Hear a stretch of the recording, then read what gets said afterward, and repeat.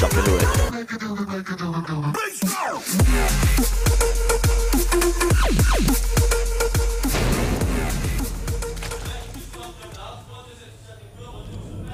All right, over here in the kind of right, it is. Let's see. Yeah, there's a shot of him. GSL champion. Over here in the top left in the blue. Tails.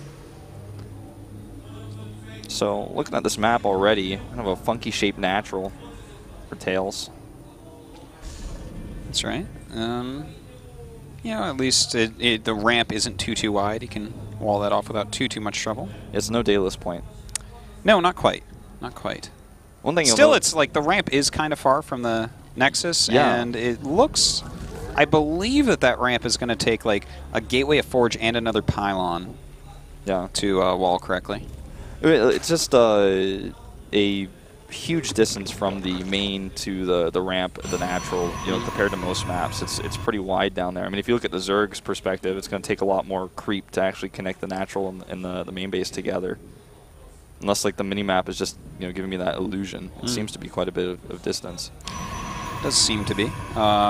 Looks like we have an offensive pylon to start, and there's a forge as well. So, I mean, he might even just do a cannon. Like this might be what Tails has decided he's going to do. All right. So, by the way, RorO going pool first both times. What do you think about that? It goes to show that he's expecting shenanigans from Tails, and I respect that a lot. Now, Tails makes this in such a way that the hatchery can still be placed, and then puts a cannon there. That's really funny, but immediately RorO sees this and just goes and takes his third base. Yeah, it's pretty annoying, though, to have that to deal with. Right. Now, I wonder if he's planning on just hitting a timing because the third base is going to be far from the main, and it's really hard to spread creep over there. It could be. Like, there's a few different ways you can do it. Of course, you can just do a gateway attack. Sometimes when you force bases to be far away from a cannon rush, I actually, instead of gateway attacks, because I feel like it's so obvious that Zerg will always prepare, I quite like it when people go for Stargate play, just because the queens can't join up, and you can sometimes start picking off, like, it can snowball very quickly is what I'm trying to say. Yeah, that's well said. What's really interesting is Tails allows that cannon to finish, so he's really, saying, I'm going to commit 250 minerals to making sure you're not going to have 3 bases for a really long time. That affects the larva quite a bit. Well, it's not just 250 minerals, it's a slower Nexus as well. True. But for RorO, I mean, this does slow things down also. He's got to be a little bit nervous about it, no doubt.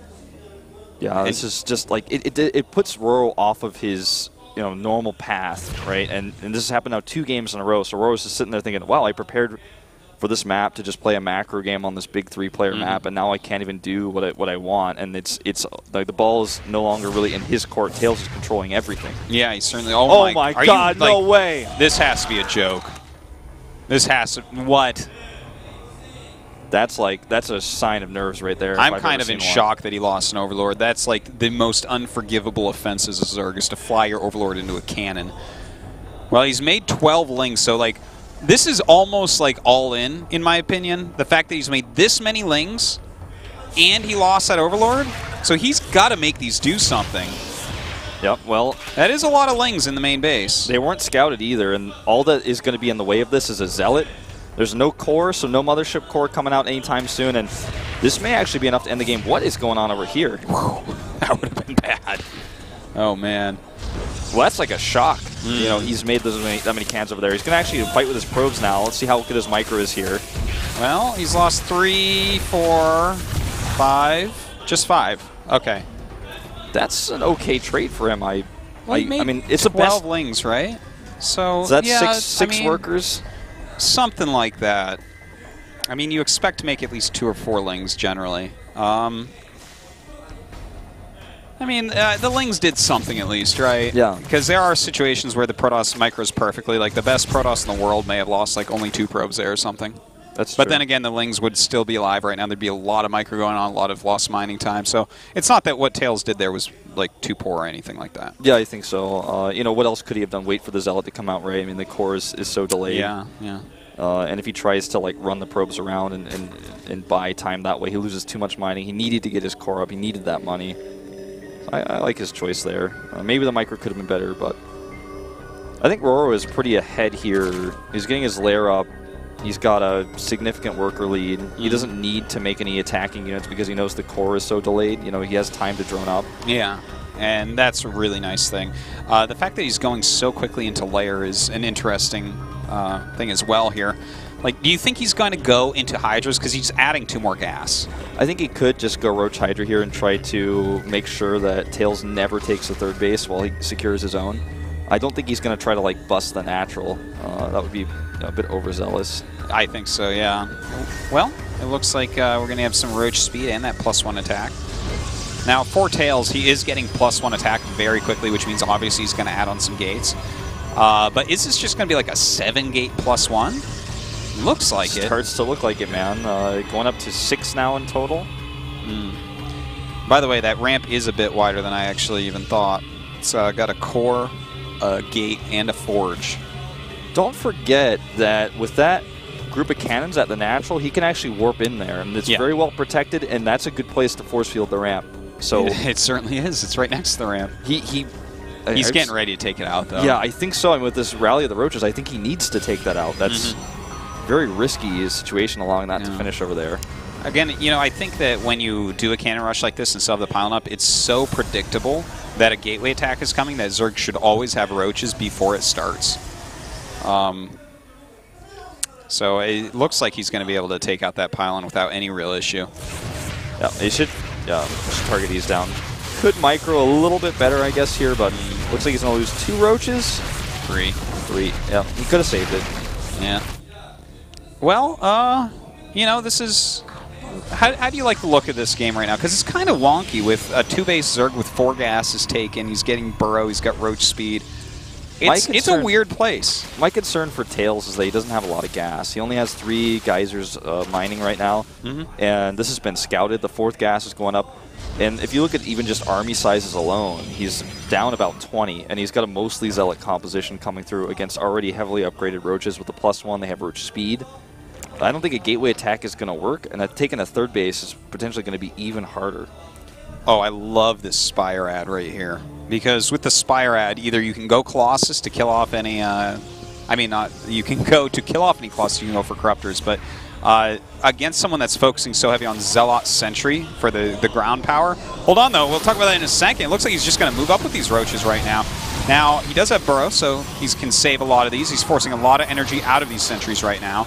And in fact, starting to lose some of them as well. Yeah, there's no way there's going to be a good trade here for Tails. I mean, he's trying to use what sentry energy he can to eliminate some of his losses here, cut some of those. But, I mean, the Immortals are coming out right now, right? And that's what he wants to force. That's what RorO wants. He wants him to make more Immortals, spend his gas on that, instead of, you know, the tech that's going to help deal with the Spire.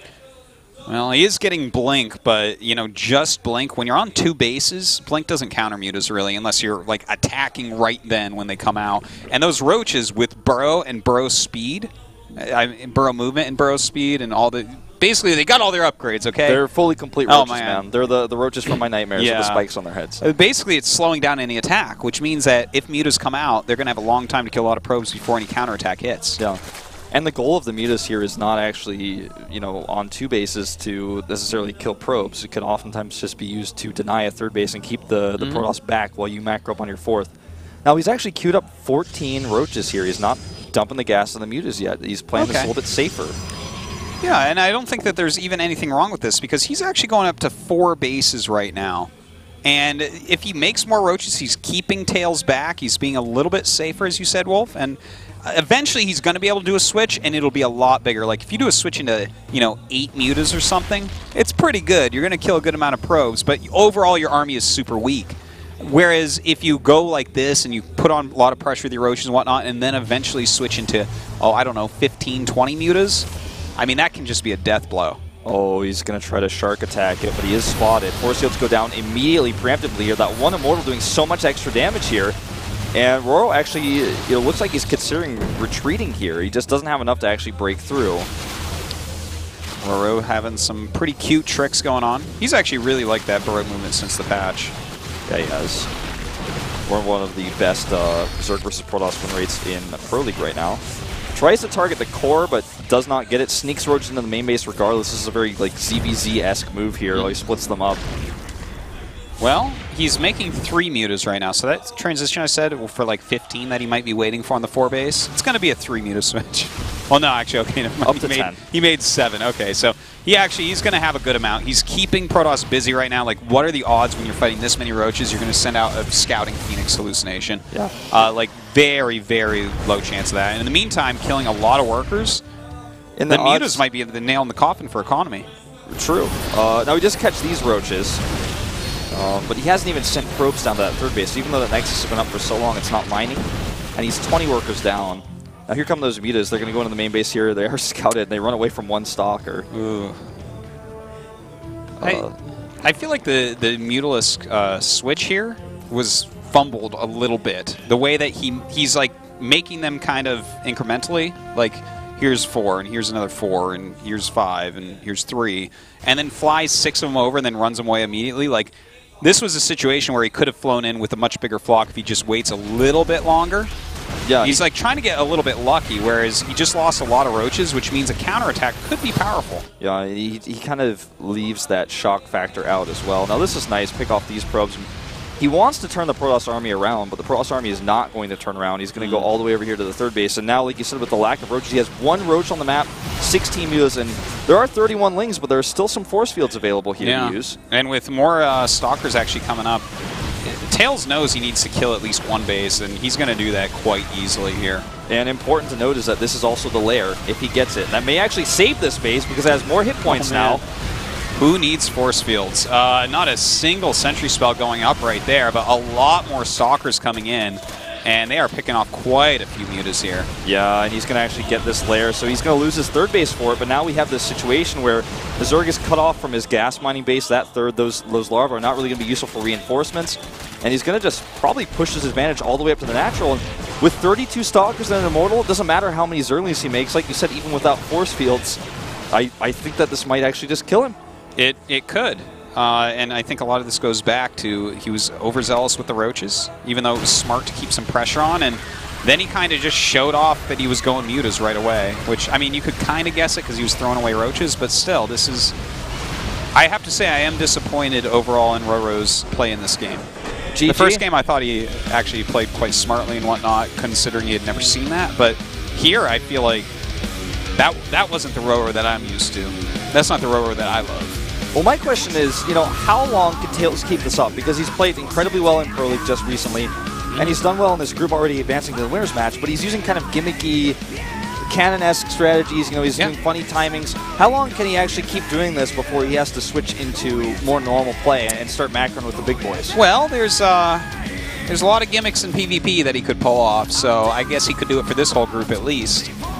That's true. I mean, this is a really good group for his playstyle, which is one of the other reasons why I thought he might be able to make it out. He's got a good win ratio versus Protoss. Yeah. And but here's the question. Can RorO make it out when he's playing like that? I don't know, man.